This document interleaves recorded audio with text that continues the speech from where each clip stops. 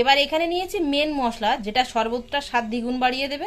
নমস্কার বন্ধুরা, সুপ্রিয়া কিচেনে আবার আপনাদের সবাইকে স্বাগত জানাই।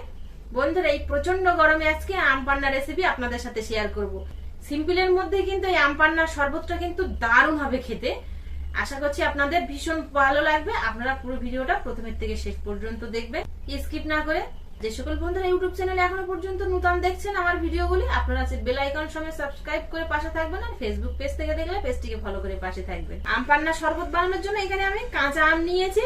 আমি একটু ছোট আম নিয়েছি। ছোট হলে কি হবে, এই আমে কিন্তু ভীষণ টক, আর একটা আমে তাই দুজনের হয়ে যাবে। আপনাদের দাদার আর আমার দুজনের শরবত হয়ে যাবে। আমটাকে আগে পরিষ্কার জলে ধুয়ে নেবো। আলাদা পাত্রে পরিষ্কার জল নিয়েছি, এর মধ্যে আমটা ভালো করে কষলে কষলে ধুয়ে নেবো। আমের গায়ে জল লেগে নেই, যেটুকু জল আছে এটুকু জল একটু মুছে নিলেই হবে। এবার এখানে সর্ষের তেল নিয়েছি আমি, এই সর্ষের তেল আমের গায়ে মাখিয়ে নেবো।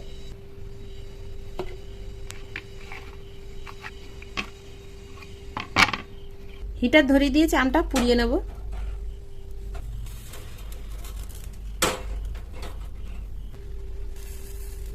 আমটা পুড়িয়ে নিয়েছে, দেখুন আমটা কিন্তু ঠিক এরকম নরম হয়ে গেছে। চাপ দিচ্ছি তা দেখুন এরকম বসে যাচ্ছে।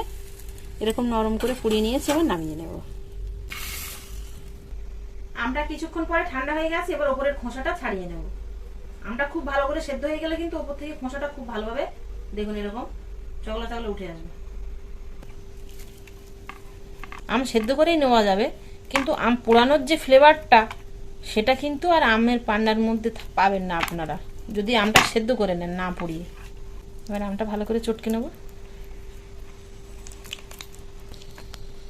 আড়ি থেকে পুরো নদাটা বের করে নিয়েছি, এর মধ্যে জল দিয়ে একটু পাতলা করে নেব।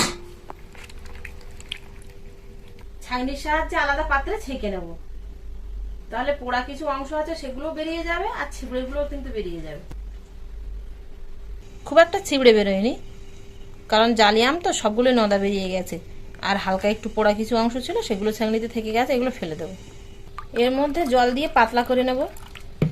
দেখুন ঠিক আমি এরকম পাতলা করে নিয়েছি। আর কাঁচা আমের পোড়া শরবতের কালারটা দেখুন বন্ধুরা, এখন থেকে তাই কতটা লোভনীয় হয়েছে।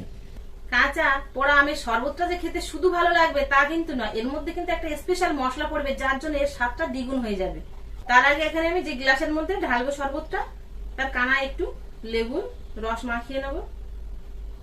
এখানে নিয়েছি কাশ্মীরি লঙ্কার গুঁড়ো, গ্লাসের কানায় এই লঙ্কার গুঁড়োটা মাখিয়ে নেব। লেবু রস দেওয়া আছে তো গ্লাসের কানায়, সেই জন্য লঙ্কার গুঁড়োর উপর এইভাবে দিলে কিন্তু লেগে যাবে। দেখুন খুব ভালোভাবে লেগে গেছে কানায়। যা জল ঢুকে গেল। এবার শরবতের মধ্যে দিয়ে দেবো চিনি। চিনির মধ্যে আগে থেকে শরবতটা ঢুকে গেছে। দিয়ে দেবো লবণ 1 চিমটি, তবে এখানে আপনারা বিট লবণ দিতে পারেন। আর দিয়ে দেবো লেবু রস। সব কিছু দিয়ে শরবতটা মাখিয়ে নেব। এর মধ্যে কিন্তু এখনো মেন মশলাটা পড়েনি, তো চিনিটা গলে যাক তারপরে মশলাটা দেবো। শরবতটা এবার গ্লাসের মধ্যে ঢেলে নেব।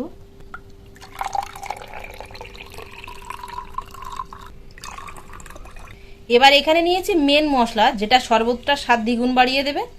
আপনারা হয়তো ভাবতে পারেন যে দিদি মশলাটা গুঁড়ো করা বা ভাজাটা আপনারা দেখালেন না, তো এটা আমার আগে থেকে করা ছিল, সেই জন্য নতুন করে করলাম না।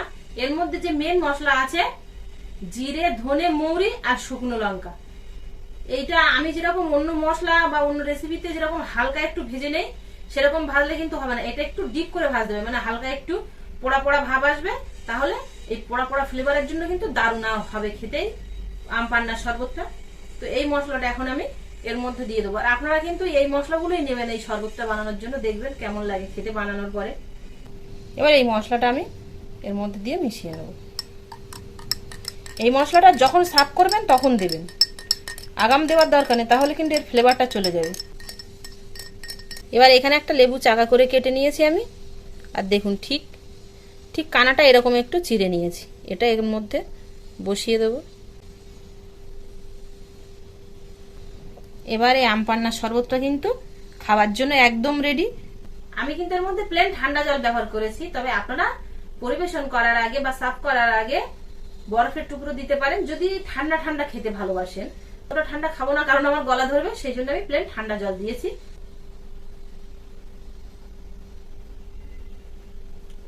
সত্যি এরকম ভাবে শরবত বানিয়ে খেয়ে দেখবেন জীবন পুরো ঠান্ডা হয়ে যাবে আর জুড়িয়ে যাবে।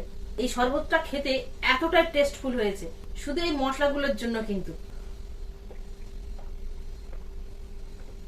বন্ধুরা আমার মতো একবার এইভাবে খেয়ে দেখবেন আম পান্নার শরবত। আশা করছি আপনাদের সকলের ভীষণ ভালো লাগবে।